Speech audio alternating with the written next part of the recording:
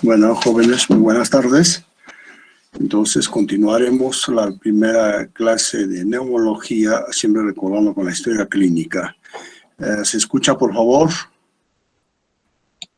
Doctor, buenas tardes. Sí, lo escuchamos, doctor. Y también, ¿cómo se llama? Sí, doctor, estamos viendo la diapositiva también. Diapositiva se ve. ¿Se ve Sí, la doctor. diapositiva? Ya, listo, entonces. Sí. Entonces, bueno, hablaremos de lo que es la historia clínica para recordar siempre. Hemos dicho que la historia clínica es un documento escrito que forma parte del expediente clínico, ¿no es cierto?, relacionado sobre la enfermedad del paciente, que refleja el resultado de la interacción médico-paciente y que constituye el método más eficiente y necesario para llegar a un diagnóstico, ¿no es cierto? Una definición más amplia seria: la historia clínica es un documento médico, científico, con connotaciones legales, administrativas y estadísticos que relatan en forma concreta, ordenada y verídica el estado de salud o enfermedad del paciente para llegar a un posible diagnóstico, posible tratamiento o, en su efecto, su transferencia a otro centro hospitalario. Una historia clínica larga no siempre es una historia buena. Permite distinguir lo esencial y lo significativo, no perderse en un laberinto de detalles y siempre recalcar lo importante y suprimir lo que no tiene interés. Por lo general, en la historia clínica se anotan datos positivos proporcionados por el paciente y solamente datos negativos que tengan importancia. La historia clínica debe ser descriptiva, 100% objetiva, es el reflejo fiel de la calidad de atención médica. Toda atención médica, por más simple que sea, debe ser registrada. O sea, debemos hacer una historia clínica si estamos en un hospital, ya sea en emergencia o consultorios externos o en una clínica, debe tener la historia clínica. Por más simple, aunque sea por un pequeño hemorragia que venga, entonces sí se debe tener estos pacientes historia clínica, ¿no es cierto?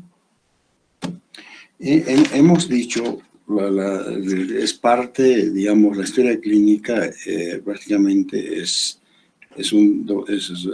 ¿cómo se llama?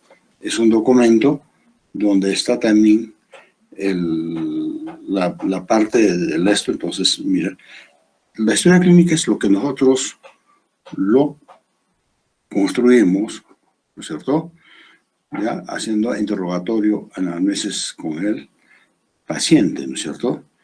Y también esta historia clínica es parte fundamental del expediente clínico.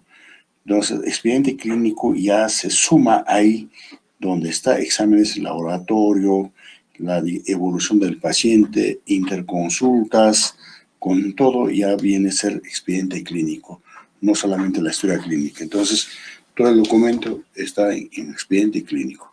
Cualquiera que puede revisar, leerá tu historia clínica, ahí está toda la documentación de los laboratorios, interconsultas, terapéuticos, los tratamientos que uno lo ha prescrito, todo está ahí. Entonces ya, se suma un expediente clínico ya, ¿no es cierto? Ahora hablaríamos. La historia clínica, hemos dicho, consta en general de dos grandes capítulos, ¿no es cierto? Uno es anamnesis o interrogatorio y su exploración física o el examen físico que lo hacemos, ¿no es cierto? El interrogatorio a su vez se realiza sobre diferentes aspectos. Aquí estaría fecha de identificación. Aquí en la fecha de identificación hablamos edad, sexo, raza, todo, ocupación, profesión, todo, ¿no es cierto? Entonces, hablamos ahí. Después de eso viene el motivo de consulta. ¿Cuál es el motivo de consulta? ¿Por qué el paciente viene? ¿No es cierto? Motivo de consulta por los motivos principales que acude el enfermo donde el médico, ¿no es cierto? Entonces aquí deben ser registrados. El motivo de consulta debe estar anotado, hemos dicho sus propias palabras del paciente sobre el problema actual. Hacer preguntas abiertas, como decir, ¿cuál es el motivo de su visita? ¿Qué ha pasado? ¿Por qué vino a consultar? Todo, ¿no es cierto? Es importante eso, ¿no es cierto? Después el motivo de consulta viene enfermedad, historia de la enfermedad actual. En la historia de la enfermedad actual siempre tenemos que tener en cuenta, bueno, en esta historia de enfermedad actual pueden ser, los síntomas pueden ser transcritos con términos médicos, la cuestión. En la anterior diremos dolor de barriga, ¿no es cierto? Entonces aquí ponemos dolor abdominal, pues nos puede decir falta de aire. Nosotros en motivo de consulta ponemos falta de aire, pero en nuestra historia clínica, historia de enfermedad actual, Disney ya lo utilizaremos, ¿no es cierto? Entonces, la historia de la enfermedad actual debe ser recopilada y transcrita según la siguiente secuencia cronológica de los síntomas, modo del inicio, la evolución y las características actuales. Eso es lo que tenemos. ¿Cómo inició, no es cierto?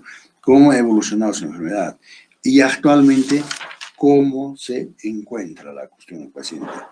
Después de eso, ¿no es cierto? Inclusive hacemos también revisión de sistemas, después entra antecedentes personales fisiológicos de este niño, ¿no es cierto?, que ha ido al jardín, al colegio, todo, antecedentes personales patológicos después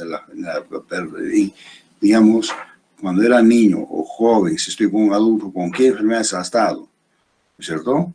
Y luego también aquí puedo antecedentes gineco-obstétricos, si es que fuera, digamos, sexo femenino.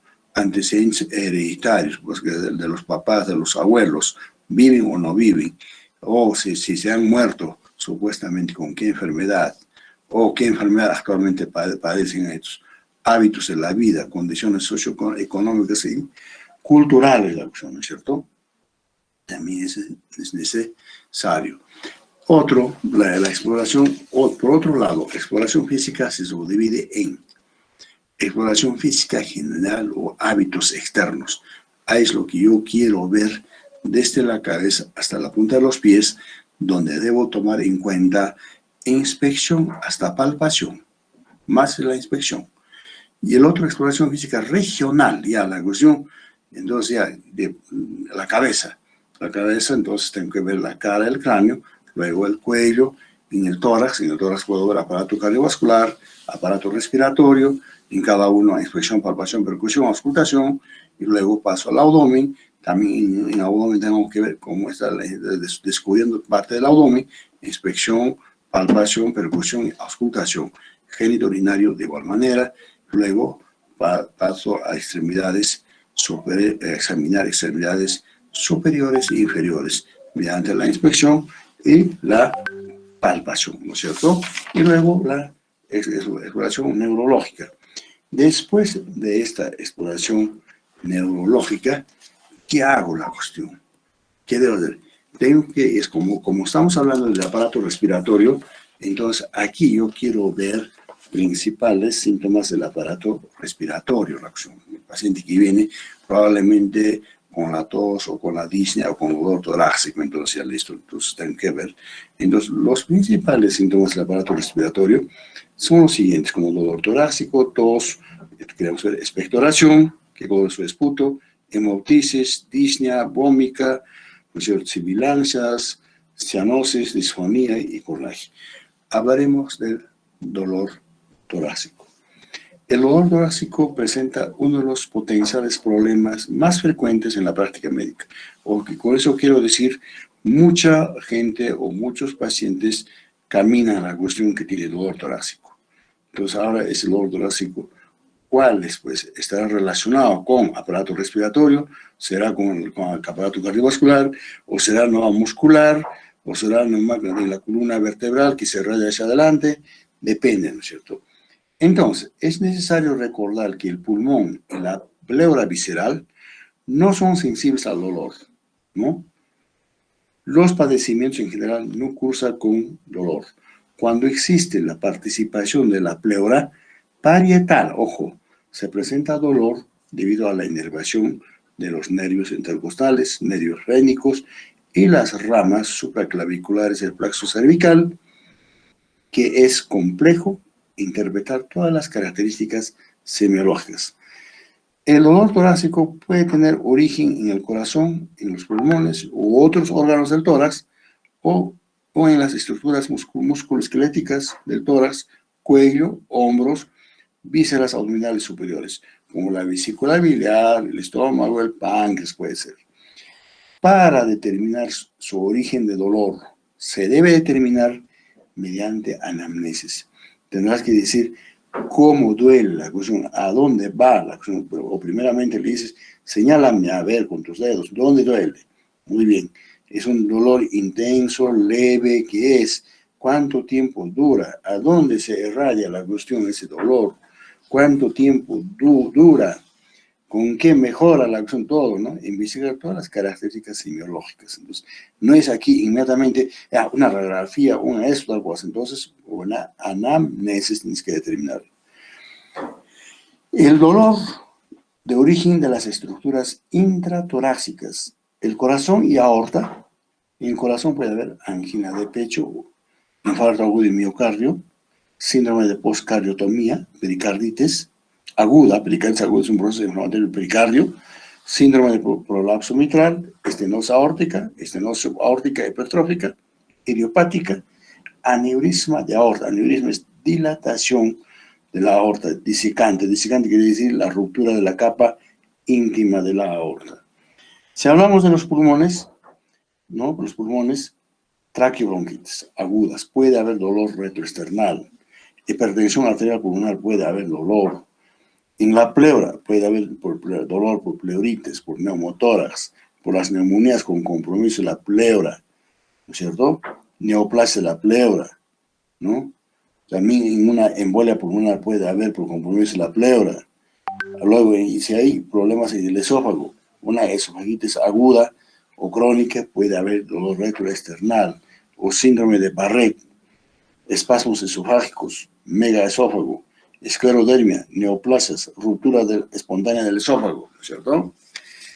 Dolor con origen en la pared torácica. Puede haber fracturas costales, hay dolor torácico. Dolor de origen muscular, una miositis puede haber.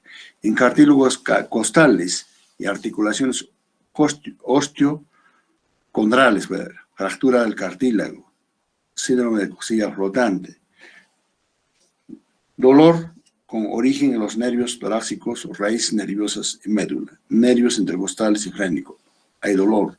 En herpes zóster prácticamente es una infección viral, prácticamente es el mismo virus del varicela, neuralgias postherpética, neuropatía traumática intercostal y otras neuropatías, raíces nerviosas cervicales, enfermedad discocervical, síndrome de Panquast, raíces nerviosas torácicas, fractura de las vértebras, tumores de la enfermedad disco torácico y otras causas de compresión de las raíces nerviosas y enfermedades intrínsecas de la médula. Hay diferentes causas de dolor torácico, ¿no? Podemos mencionar cardiovasculares. En el cardiovascular hemos dicho angina estable, inestable, infarto agudo de miocardio, pericarditis, miocarditis, estenosis aórtica, aneurisma de aorta, disección de la aorta, miocardiopatía hipertrófica, ¿no es cierto? Si hablamos de digestivo, habrá reflujo gastroesofágico. Hay reflujo del estómago, mismo las secreciones, hay reflujo, la cuestión, ¿no es cierto? Una hernia hiatal puede haber es una apertura, entonces hay reflujo hacia arriba, ¿no es cierto? Espasmo esofágico puede haber, úlcera péptica puede haber, colecistitis aguda puede haber, cólico biliar puede haber, que puede irradiarse hacia el tórax, una pancreatitis puede haber, un meteorismo lleno de aire que está en el intestino, puede, de vertículo esofágico puede haber, ginecológicos la cuestión, mastitis, inflamación de las mamas la cuestión, o lo está dando de lactar a la criatura, entonces le va a producir mastitis, un proceso inflamatorio, o quistes mamarios la cuestión.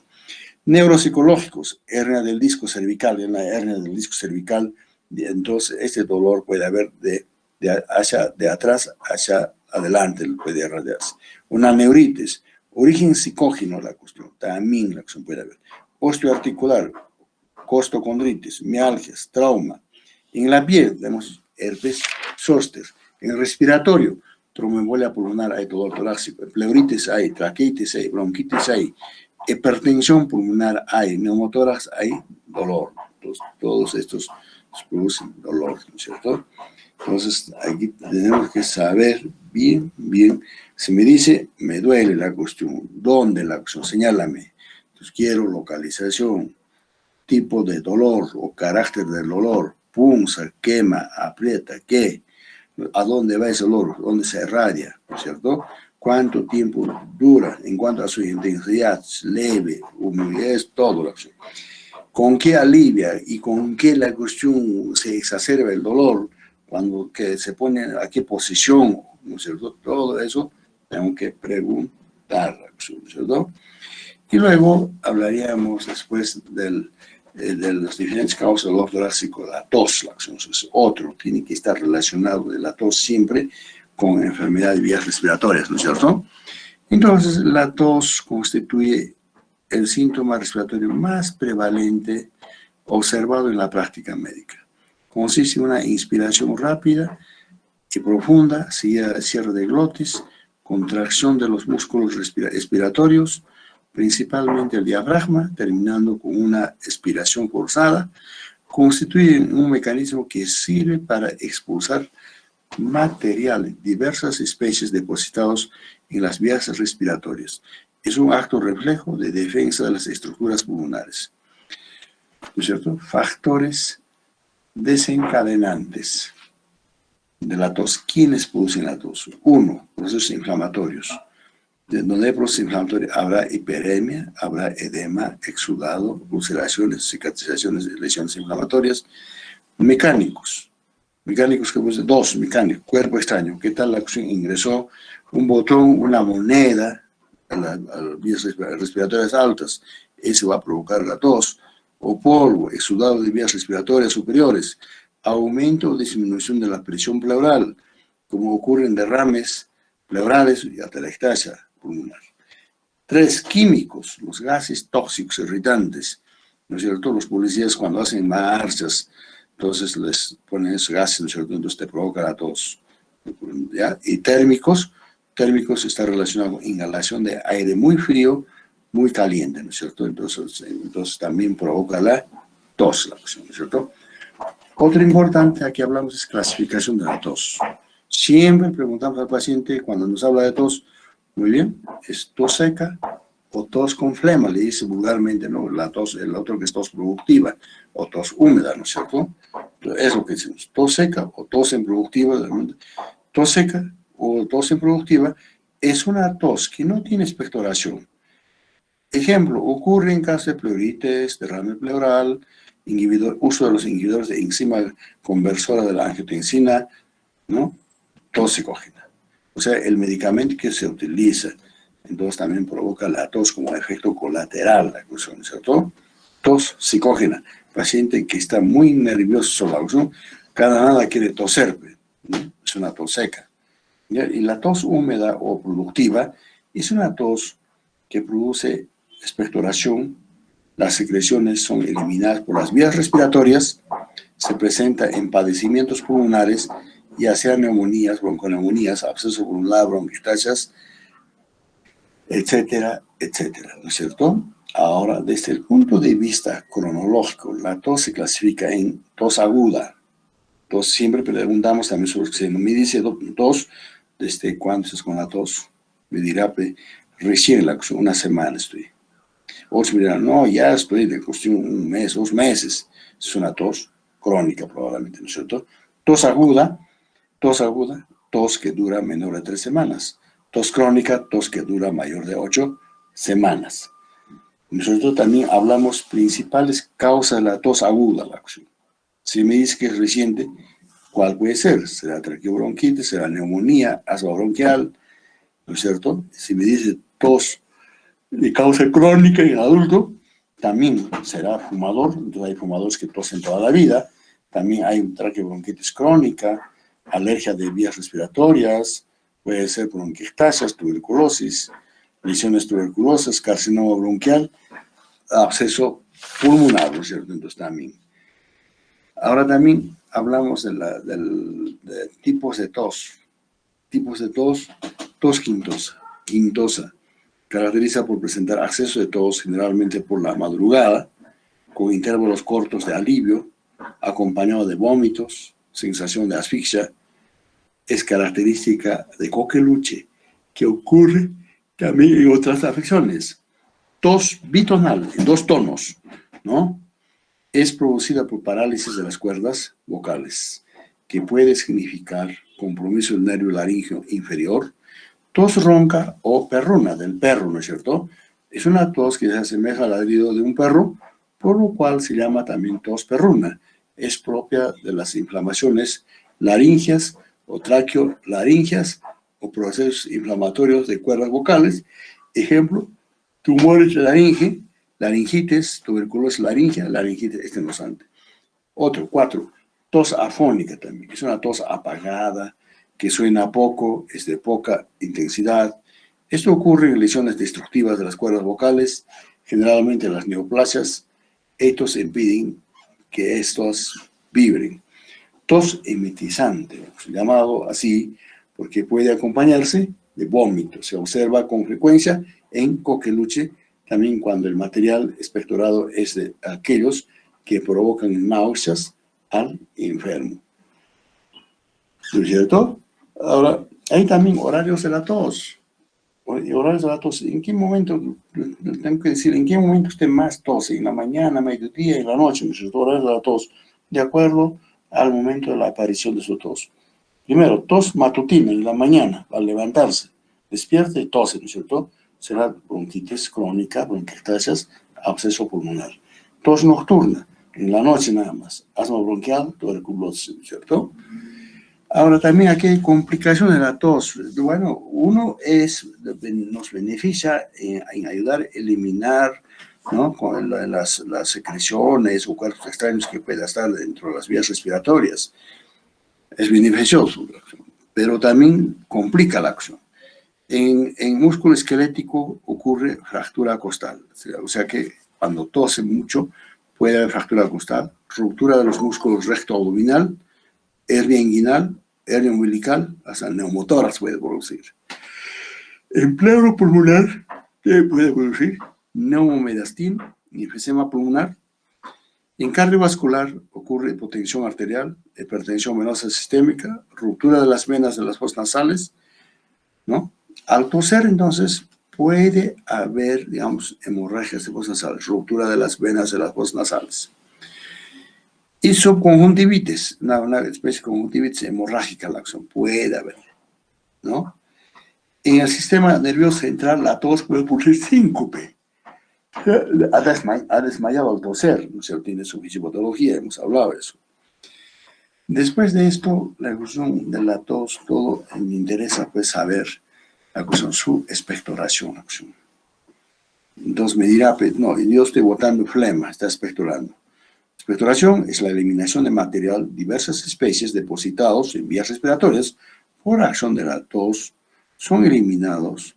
Su constatación es el primer paso para diferenciar un síndrome bronquial del síndrome pleural. Si es bronquial, expectora. Y si es pleural, probablemente es seca, ¿no es cierto? Los médicos precisan adquirir el hábito de examinar el esputo de sus pacientes, en los cuales se encuentran importantes datos para el diagnóstico. Las características semiológicas de la expectoración comprenden el volumen, la cantidad, ¿no es cierto? El color, ¿qué color es? Tiene olor, transparencia, consistencia. Normalmente un adulto produce aproximadamente 100 centímetros cúbicos de secreción de muco en 24 horas. Esta secreción es lenta y permanente, es desplazado desde los bronquios finos o pequeños hacia la laringe, donde habitualmente o inconscientemente es deglutida, sin llegar a provocar la tos, ¿no es cierto? El volumen de la expectoración. En tos seca no existe expectoración. Ejemplo, pleuritis, derrame pleural, no hay. Expectoración escasa, poco, ¿no? Ejemplo, en bronquitis agudas, asma bronquial, listo. Expectoración abundante la acción. ¿Qué cantidad? Yo expectoro cantidad la acción. Bronquiectasia la acción, será absceso pulmonar, tuberculosis pulmonar y latidos pulmonar complicado. Y latidos, el quiste latídico ya fue ruptura del quiste, pero es complicado, decimos ya, ¿no? Color de la expectoración. ¿Qué color es ahora del esputo? Pues yo quiero saber. Estoy botando flema-mis. Color. Roja, no, con sangre, hemoptisis, infarto pulmonar. Es rumbrosa en neumonías. Amarillo verduzco en procesos infecciosos. Rosado en edema agudo del pulmón. Achocolatado en absceso amibiano. Olor de la expectoración. ¿Tiene olor o no? ¿Cómo es que? Esputo sin olor. Ocurre en infecciones provocadas por virus o otros gérmenes filtrables como Mycoplasma pneumoniae. Esputo de olor fétido, absceso pulmonar, puede ser los gérmenes anaerobios o cáncer pulmonar. Tipos de expectoración. Nos interesa, ahí está, tipos de expectoración. Expectoración mucoide, o mucosa, dice, es una expectoración blanquecina, es escaso y viscosa, tiene aspecto claro de huevo, de expulsión difícil, ejemplo, asma bronquial, bronquitis aguda, laringitis aguda, de etiología viral, coqueluche, de infecciones no peógenas y Mycoplasma pneumoniae, expectoración purulenta la acción. Entonces ellos dicen, no, estoy expectorando verde o amarillento, nos dirá, entonces expectoración purulenta.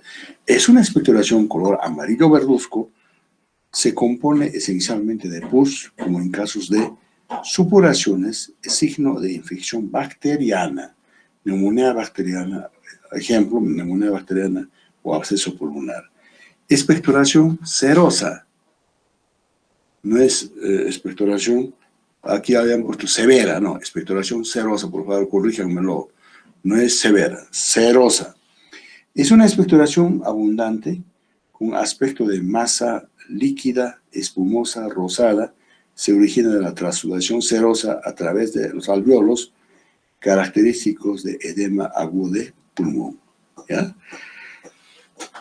Entonces, siempre el paciente está con edema de pulmón, está disneico, taquipneico, cianóptico, entonces está expectorando prácticamente una expectoración rosada, o muchos dicen, digamos, uno lo lava la carne en el agua, ese color, ¿no? También hay la expectoración mixta, la acción mixta es mucopurulenta y cero mucosa. Generalmente la expectoración es debido a la mezcla en varias proporciones con otros tipos en su permanencia de vías respiratorias. No es el tipo puramente mucoso, ni seroso, ni purulento. Entonces tenemos dos tipos mixtos, mucopurulento y mucoserosa, ¿no es cierto? Es el esto. Ahora, hemos hablado de tos, expectoración, siempre preguntamos. Ahora lo que quiero saber es la sangre. Otros miran, no, pero estoy expectorando, estoy botando sangre, ¿no es cierto? Entonces, a esto lo denominamos como hemoptisis. Es la eliminación de sangre por la boca, pasando a través de la glotis. La hemoptisis se caracteriza por la eliminación de sangre roja, viva, espumosa, acompañada de sensación de calor retroesternal. En ocasiones persiste de esputo sanguinolento durante días posteriores. Muchas veces el paciente tiene historia de tos, dolor torácico y disnea la acción, ¿no es cierto?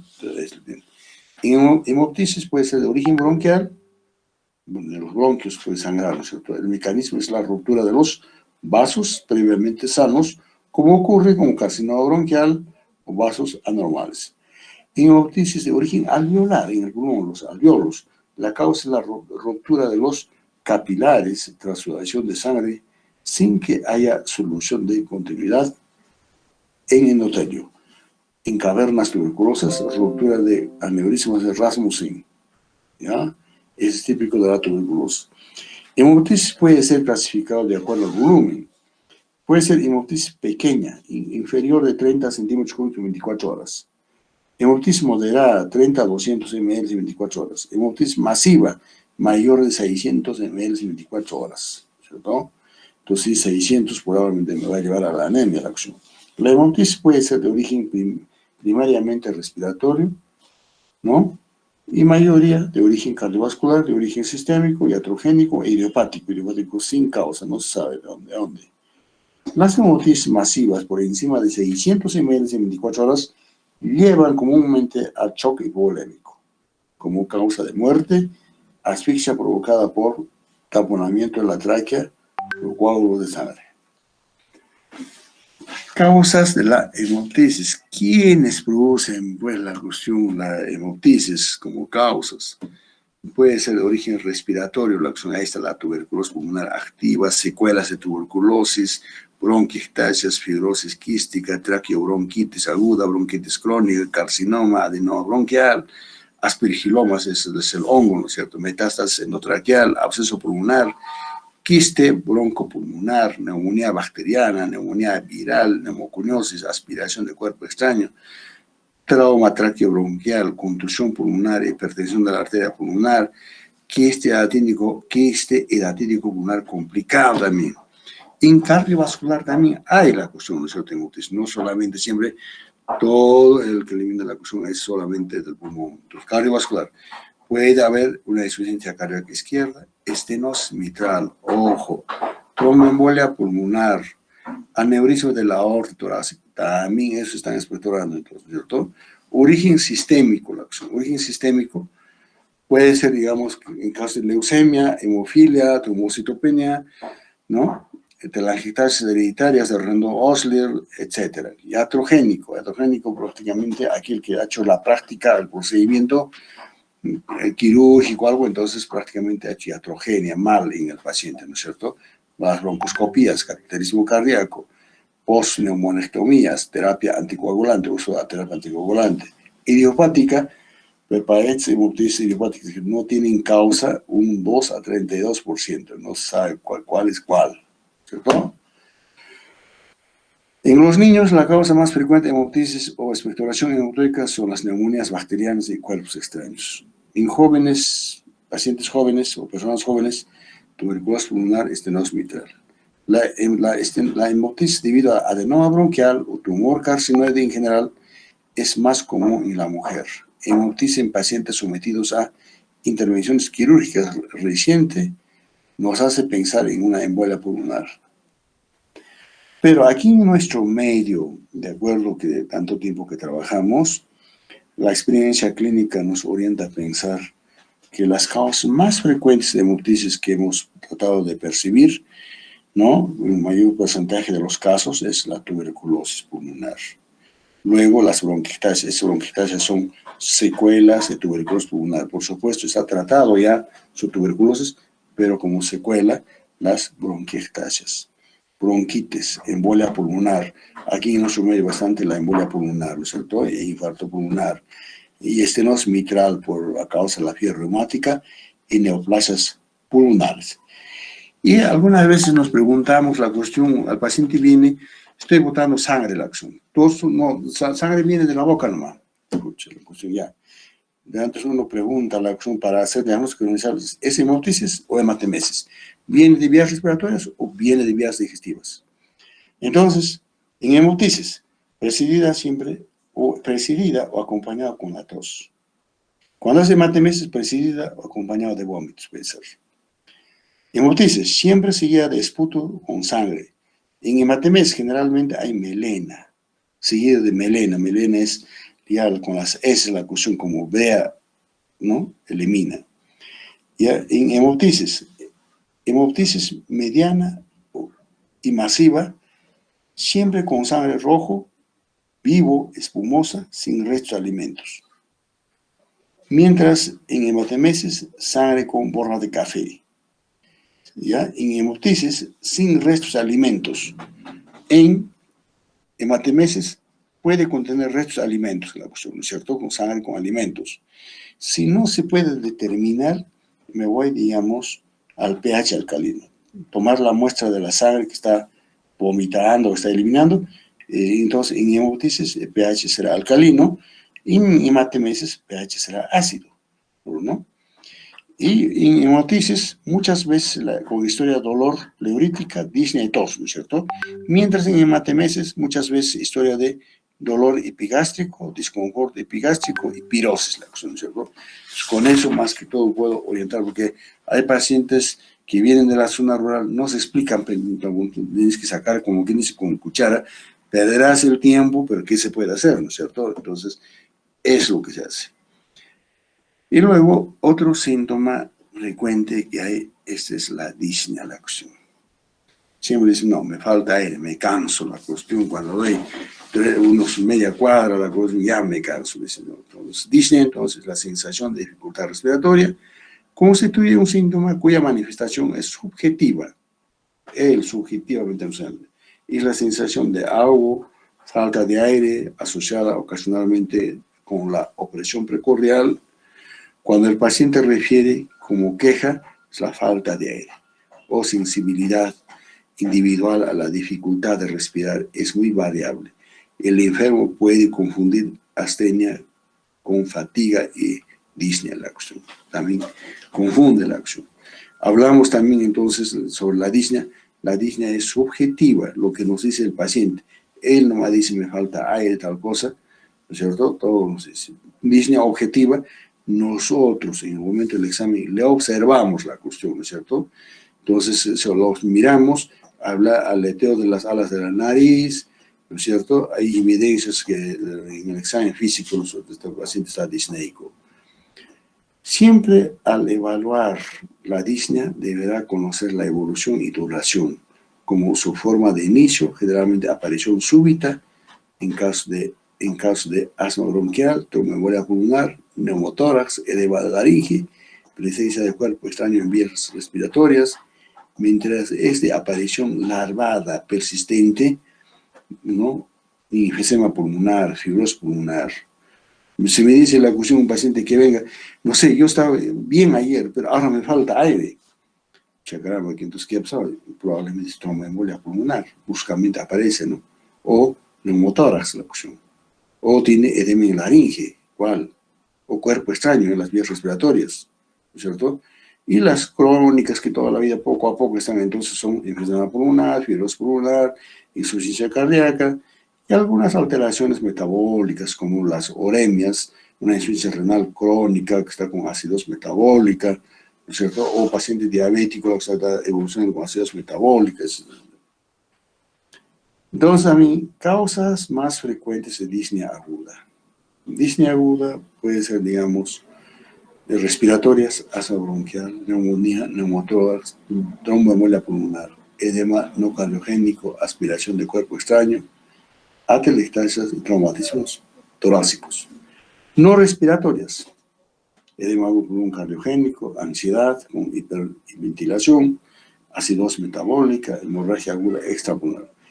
Causas frecuentes de disnea crónica, la cuestión, que son más de 30 días, el otro era menos de 30 días.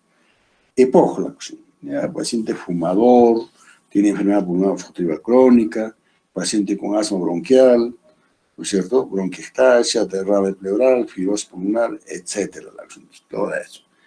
Ahora, tipos de disnea, la cuestión, también existen, ¿no es cierto? Hemos hablado, ya creo que eso. Disnea fisiológica, la cuestión. Ahorita todos somos sanos, pero nos puede dar disnea fisiológica. Disnea que surge en personas saludables que realizan esfuerzos físicos intensos sin estar físicamente preparados. Lo que vulgarmente llaman, hay que calentar el cuerpo. Entonces, sin calentar, puede presentar disnea. 2, disnea de esfuerzo, ¿cierto? Disnea de esfuerzo, ¿no? Está relacionado a grandes esfuerzos, medianos, pequeños esfuerzos. Disnea de grandes esfuerzos, aquellos que surgen después de esfuerzo por encima de lo habitual para aquel paciente. Disnea de medianos esfuerzos, disnea que ocurre en las actividades habituales antes realizadas sin dificultades. Disnea de pequeños esfuerzos, disnea que ocurre durante las actividades rutinarias. 3, disnea de reposo, dificultad respiratoria que ocurre durante el reposo. Ortopnea es la disnea que impide al paciente estar de cúbito horizontal o echado, ¿no? Obliga a sentarse o estar de pie para obtener algún alivio. Tripopnea es la disnea que aparece aparece en determinado decúbito lateral. Si yo tengo derrame en mi tórax derecho, entonces un derrame masivo, entonces voy a poner el decúbito lateral derecho para que funcione mejor mi pulmón izquierdo, ¿no es cierto? Bueno, entonces esto ocurre en pacientes que tienen derrame pleural que se echan sobre el lado enfermo, ¿no? Siempre eso, esa posición ya nos ayuda. Disnea inspiratoria. Inspiratoria, dificultad en el momento de la inspiración, común en estenosis de tráquea, etc. 7. Disnea expiratoria, no puede botar el aire. Es común en proceso de broncoespasmo, asma bronquial, ¿no? Disnea suspirosa, tengo suspiros, me falta aire, inclusive, ¿no es cierto?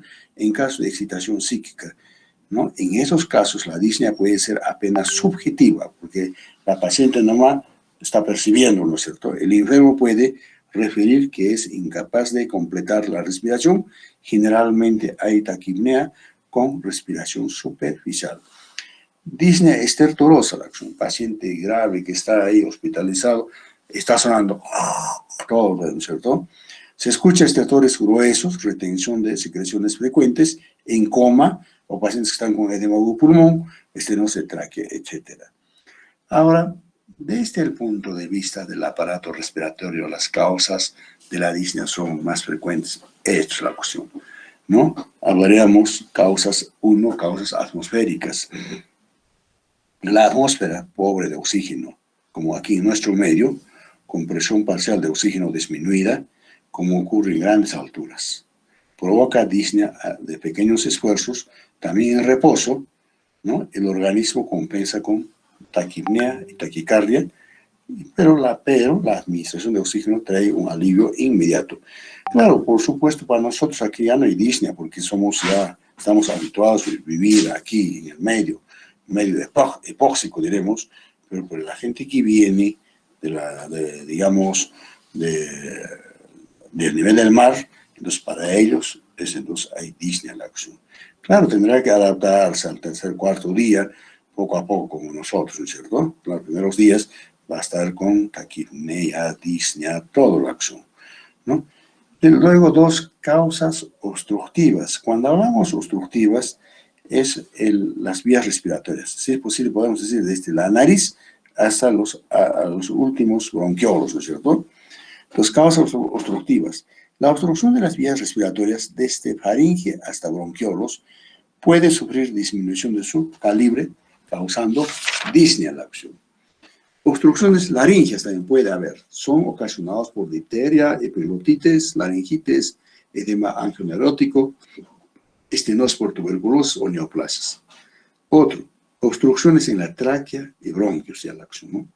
Cuerpos extraños puede haber compresión extrínseca por el bocio comprime, o neoplasias, aneurisma de aorta, adenoma miastínica, puede también.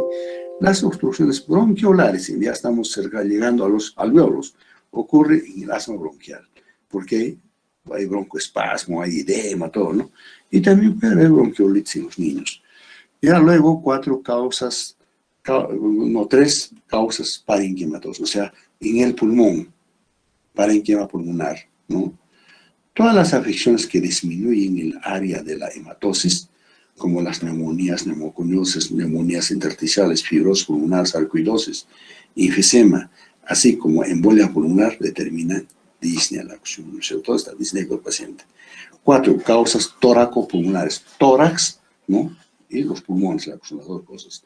Las alteraciones capaces de modificar la dinámica tóraco-pulmonar que reduce su elasticidad y su movimiento, o provocando asimetría entre ambos hemitórax. Puede provocar disnea.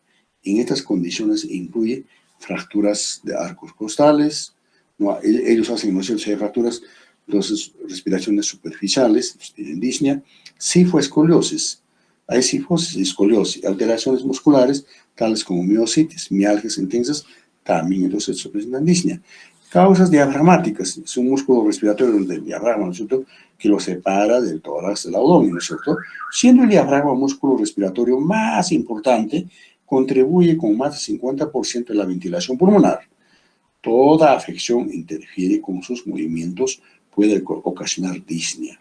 Principales causas son parálisis de hernias diafragmáticas, porque también la hernia hay, la opción puede ir la hernia hacia el tórax, sí, con elevaciones del diafragma, pueden ser unilaterales elevado o bilaterales, provocados por ascites. Los ascites tienen atención, ¿no es cierto? Releva la acción de esta paciente, esta SNEICO. La gestación es gestante, ya sea en sus periodos, en sus últimos meses, también la cuestión comprime, están también disneicos. O pacientes que tienen hepatoesplenomegalia, entonces comprime también, lo eleva la acción, ¿no es cierto? 6. Causas pleurales, la pleura visceral parietal, ¿no es cierto? Ahí. Entonces la pleura parietal tiene inervación sensitiva y su irritación, ¿no? Si hay una pleuritis seca, ¿no es cierto? Provoca dolor aumenta con la inspiración. Para evitarlo, el paciente limita al máximo los movimientos respiratorios o bien al echarse sobre el lado afectado lo incomoda. Estos mecanismos explican disnea de estos pacientes. Los grandes derrames no se acompañan de dolor, pero reducen expansión pulmonar causando disnea. En su formación rápida de derrame pleural, también puede haber extravasación de aire en el espacio pleural, o sea, neumotórax espontáneo o traumático, con colapso parcial o total del pulmón, colapsa la acción, ¿no es cierto?, hacia el mediastino, provoca disnea intensa de inicio súbito. Causas cardíacas, bueno, hablaremos en su capítulo posteriormente. 8. Causas relacionadas al sistema nervioso. Cualquier condición que se acompaña de hipertensión endocraniana altera el ritmo respiratorio y puede causar disnea. Disnea psicógena, pacientes que tienen problemas de ansiedad, de depresión, ¿cierto? En eso tienen disnea psicógena. Disnea psicógena está relacionada con trastornos emocionales, hace parte del cuadro de la ansiedad y síndrome de hiperventilación. La disnea psicógena intensa se acompaña de modificaciones debido a la alcalosis respiratoria provocada por hiperventilación, presentando espasmos musculares, parestesias, pudiendo llegar a la pérdida de la conciencia, ¿cierto?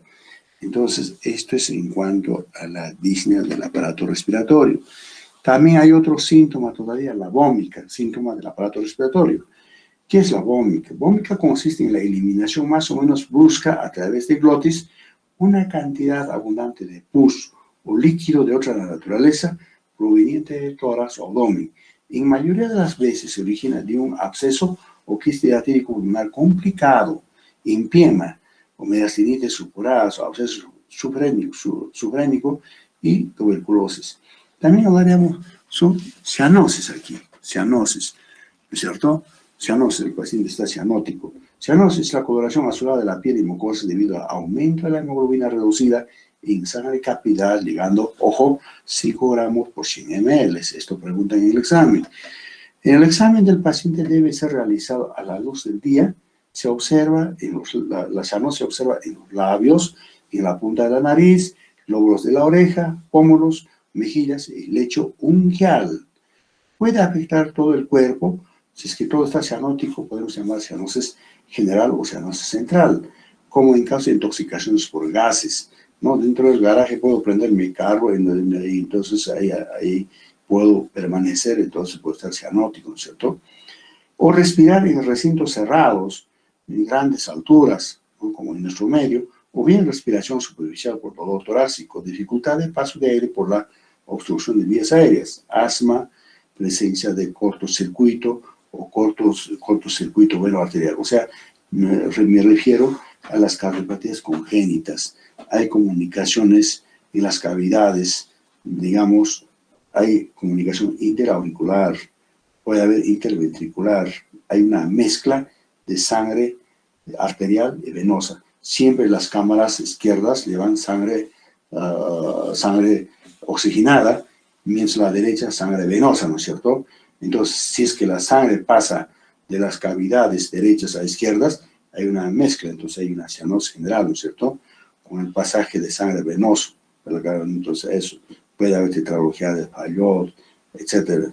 Hay también cianosis periférica local. Uno de los casos en los que la sangre circula con lentitud, pierde mucho el oxígeno, retardo de la circulación como flebitis, obstáculo por compresión venosa tumoral. Probablemente la causa más frecuente de cianosis periférica es la vasoconstricción reactiva a exposición al frío o al agua, ¿cierto? También hay cianosis mixta, cianosis general y local, pues se mezcla. Cuando existe al mismo tiempo una causa central y periférica, esto ocurre en la insuficiencia cardíaca congestiva. Pero, ojo, aquí en nuestro medio que vivimos aquí en la altura, ¿no es cierto? Hay enfermedad crónica de la altura, ¿cierto? Crónica, no aguda. Aguda es un soroche o mal de montaña agudo al que llega la cuestión, le da cefalea, le puede dar edema pulmón de altura, etc. Los que vivimos aquí, ¿no? Enfermedad crónica de la altura, eritrocitosis, o sea, la famosa poliglulia, policitemia, ¿no es cierto? La mayoría de los sujetos de la altura, que viven en su hábitat en perfecto estado de salud, vivimos, realizan todo tipo de actividades físicas, pero existe un grupo de sujetos de mediana edad, nativos y residentes de alturas por encima de 3.000 metros sobre el nivel del mar, que al desadaptarse a su medio ambiente hipóxico de altura, desarrollan la enfermedad crónica de la altura, presentando manifestaciones cardiovasculares, respiratorias, hematológicas, neuropsiquiátricas. ¿Cuál es esa enfermedad? Eritrocitosis, patología de altura o poliglulia. ¿En qué consiste esto? Consiste en un incremento exagerado de glóbulos rojos, ¿cierto? Como mecanismo desencadenante es la respuesta compensadora a la hipoxia de la altura o por insuficiencia respiratoria. Ocurre en sujetos que pierden su aclimatación a la altura, ¿no? ¿Quiénes pierden esto? Cuando son jóvenes casi normal, cuando llegan 40, 50 años, hay a la cuestión, muchos no son policitémicos, ¿no es cierto? Los habitantes de alturas tienen una saturación arterial de oxigenación disminuida, lo cual parece ser el factor más importante en la respuesta eritropoyética a la hipoxia. O sea que, quiero decir, eritropoyetina es una hormona que secreta el riñón. Claro, pues el riñón tiene sus funciones, ¿no es cierto?, de excretar los tóxicos, la cuestión, la urea, la creatinina, o de todo, como decir, todos los desechos. Esta hormona eritropoyetina es la principal hormona reguladora de la producción de glóbulos rojos o eritrocitosis. En la altura, esta hormona, en respuesta fisiológica a la hipoxia de altura, tiene mayor estímulo en la producción de glóbulos rojos, puede llegar a impedir el flujo de oxígeno, ocasionar trombosis y a la larga, con el tiempo, corazón pulmonar crónico, cor pulmonar crónico, estos pacientes llegan. ¿No es cierto? Sabemos, los glóbulos rojos se producen en la médula ósea, ¿cierto? Pero este glóbulo rojo tiene una vida de 120 días. Como quien dice, se envejece y muere la acción. Entonces, aquí la eritropoyetina inmediatamente estimula, repone, como quien dice, lo fisiológico. Pero aquí, en la altura que vivimos, entonces, en un medio ambiente hipóxico, esta hipoxia dice que estimula más a la hormona eritropoyetina. La eritropoyetina hace mayor producción de glóbulos rojos. De esa manera, entonces, somos poliglobúlicos, la cuestión. La eritropoiesis desproporcionada en habitantes de altura se presenta en casos de desadaptación crónica a la altura, conocido como, decían, enfermedad de monje, soroche crónico, mal de montaña crónico, enfermedad de los Andes, muchos nombres cada uno han puesto. Es frecuente a partir de los 30 años de edad, decimos aquí. Signo llamativo es aspecto pletórico. Pletórico quiere decir una facies más o menos negruzca, todo moreno, ¿no? En casos avanzados ya están cianóticos, cianosis, que muestran estos sujetos, coloración rojo-violáceo, pero el traslado a estos personas hacia el nivel del mar ocasiona regresión de su patología, o sea, normalizan la acción. Si mandamos con una hemoglobina de 24, de un mes y medio, 2 meses, ya no estará 24, ¿no? Puede estar 18, 17, la cuestión por sí, porque hay bastante oxígeno, ha mejorado por sí. Cualquiera puede decir, le han hecho sangría, ¿qué han hecho? No, solamente con el oxígeno, hay mayor oxígeno a nivel del mar, donde 0 metros sobre el nivel del mar, Aquí estamos 3.800 metros, 3.820, ¿no es cierto? Si nos vamos, digamos, a Mollendo, está 0 metros, Camaná 0 metros, Arequipa todavía de Sierra está a 2.450, pues nada que ver, ¿no es cierto? Entonces, eso es lo que ocurre con los pacientes. Luego hablaríamos, aquí todavía hay disfonía, otro síntoma del aparato respiratorio. Disfonía consiste en la lesión de cuerdas vocales que produce dificultad para hablar y se manifiesta por una voz muy delgada y por lo contrario, voz muy ronca. Cuando no se escucha bien, es afonía. Sibilancias. Sibilancias, escuchamos la acción, no solamente escuchamos. ¿En qué consiste sibilancias? Nos refiere el paciente percibir un ruido predominantemente en la fase expiratoria. Ojo, expiratoria de la respiración, casi siempre acompañado de disnea, pudiendo ser comparado con el piar de las aves o maullido del gato, ¿no? Escucha eso, me suena, me está silbando, estoy escuchando como maullido del gato y mi pecho me dice, ¿no es cierto? Es el típico casi del asma bronquial. Él escucha. Ahora, si nosotros auscultamos, entonces sibilancias diseminadas escucharemos en este paciente que tiene asma bronquial, ¿no es cierto? Luego hablaríamos, para terminar, cornaje.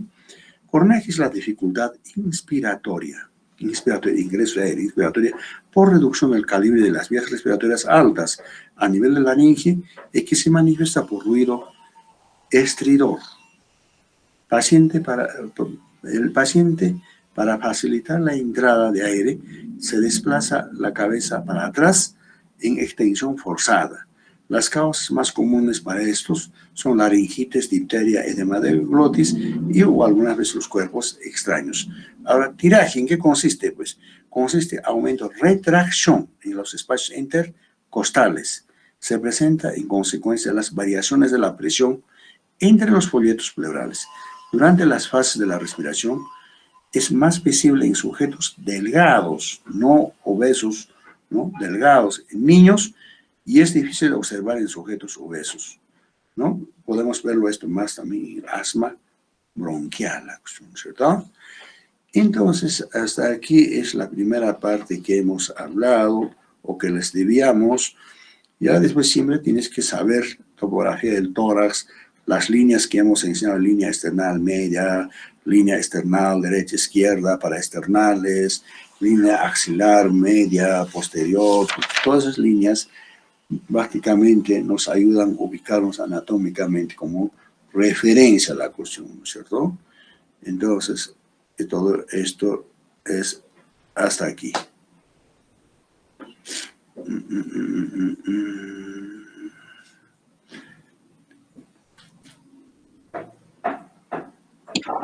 Ok, doctor, muchas gracias. Creo que no va a haber preguntas. Listo. Y Ya la próxima ya nos vemos. Mañana creo que nos toca. Mañana. sí, doctor, mañana Nos nos toca toca. a las 7. Listo. Hasta mañana entonces, ¿ya? Hasta mañana, doctor. No hay dudas.